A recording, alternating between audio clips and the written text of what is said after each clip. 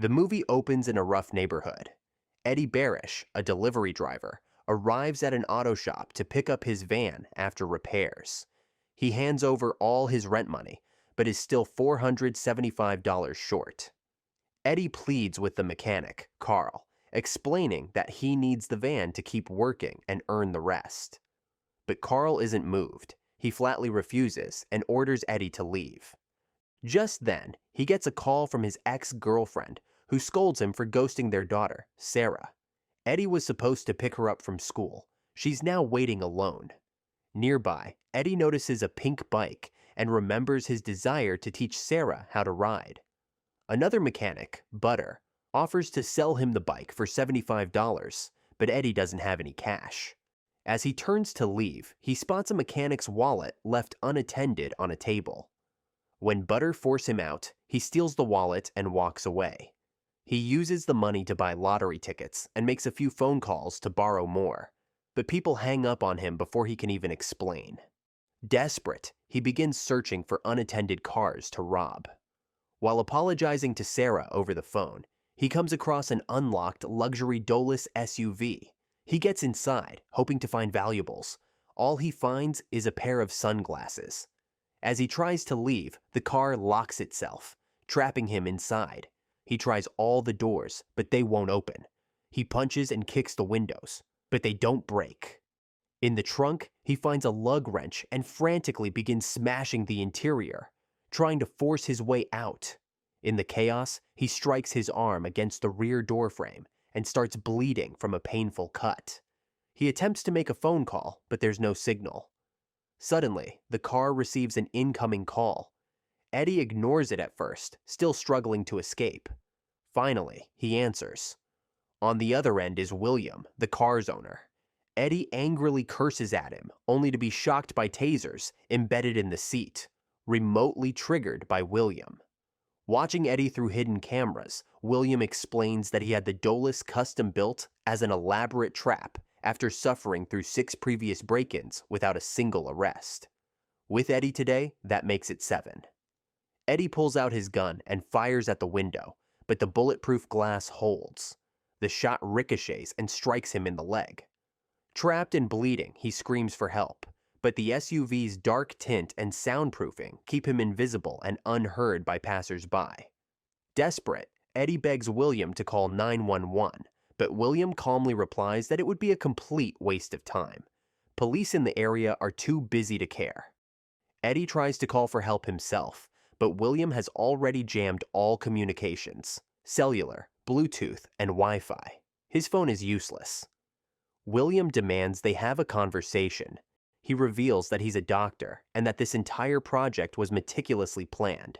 Every detail was carefully reviewed and customized. As William drones on, sharing his life story, a badly bleeding Eddie eventually loses consciousness. Night falls and rain pours down. Eddie awakens to find that someone has treated his wounds, but he's still locked inside. He has no food and quickly runs out of water. The next day, a starving and foul-mouthed Eddie lashes out, refusing to listen as William continues talking about his own life and his daughter, Emma. Every time Eddie curses, William punishes him, shocking him with the taser system, blasting him with freezing cold air conditioning, and looping an unbearable yodeling track that drives Eddie to the brink of madness. By nightfall, Eddie finally breaks down and apologizes for cursing. William, calling from the balcony of his nearby condo, relents for now. The next morning, Eddie relieves himself in a bottle and continues his futile attempts to escape the locked SUV. Meanwhile, William reveals a grim truth. He has prostate cancer and only 4 months to live. With nothing left to lose, he's taken it upon himself to deliver justice, his way. Eddie pleads with him to call the police so he can be properly arrested, but William scoffs. He rants about the justice system, claiming the police, prosecutors, and judges no longer care about the average citizen. Instead, William offers Eddie a deal. If Eddie can prove this break-in was his first offense, he'll let him go. He demands Eddie's social security number to check his record, but Eddie refuses. In response, William punishes him, cranking up the heat inside the car and playing the yodeling music again at full blast. By nightfall, starving and dehydrated, Eddie tries to drink his own urine but can't bring himself to do it. Defeated, he finally gives William his personal information and begs for water. William makes him say, "Please," first, then reveals a bottle of water hidden under the passenger seat, which he had stored after treating Eddie's wounds. Unable to sleep, Eddie scratches off his final lottery ticket and is stunned to find he's won $500, just enough to reclaim his van from the shop. Overwhelmed, he begins to genuinely open up. He apologizes for breaking into William's car, admitting he was wrong. He acknowledges that no one deserves to feel unsafe, and that his actions were selfish and inexcusable. Whatever his reasons, they don't justify what he did. He sincerely regrets it. William listens, then chuckles. He says he might be a psychopath because he doesn't feel even slightly bad for what Eddie's gone through. Then, surprisingly, he rewards Eddie by revealing a cookie hidden in the glove box. As Eddie opens the glove box, he notices he can access part of the car's electrical system, an area not visible to William's hidden cameras. He begins quietly probing for a loose circuit with his fingers, hoping to disable the system. But, in the process, he breaks a fingernail and winces. William notices something's off and grows suspicious. He shocks Eddie again and demands that he keep his hands where they can be seen at all times, warning that he's always watching. The following day, Eddie continues probing the car's electrical system with his foot, desperately searching for a way out, but without success. Delirious from thirst, he finally resorts to drinking his own urine. That night, out of boredom and desperation, Eddie repeatedly presses the ignition button. To his shock, the car eventually starts and he begins driving. But his relief is short-lived. William reveals he's remotely piloting the Dolus. Now, in control, William takes Eddie on a reckless ride through the city, using the moment to deliver a grim monologue about what society has become. William steers the SUV into a dark alley where two muggers are assaulting a man. One of them reveals a gun tucked in his belt, but William floors the accelerator and rams the mugger, killing him instantly. The other man runs and fires at the SUV, but the bullets do nothing to the armored vehicle. Eddie screams, pleading with William to stop, to let the second man go. But William coldly drives the SUV into him, slamming him against a steel fence. William declares there has to be punishment for breaking the social contract. He offers a twisted deal. If the man can fully stand up, he'll release Eddie. The injured man struggles to rise, but just as he gets to his feet, William crushes him to death with the SUV. The high-speed nightmare ends atop a parking garage. William brings the vehicle to an abrupt stop, and the force knocks Eddie unconscious. Eddie awakens the next day, disoriented and battered. To his horror, William reveals he used Eddie's personal information to locate Sarah. Eddie watches helplessly as William attempts to run her over on her way home from school. In a desperate bid to stop him, Eddie threatens to kill himself and end the game. He pulls the trigger, only to discover the gun is empty. William had removed the bullet when he stitched up Eddie's leg. Though Sarah is ultimately spared, Eddie is pushed past his breaking point.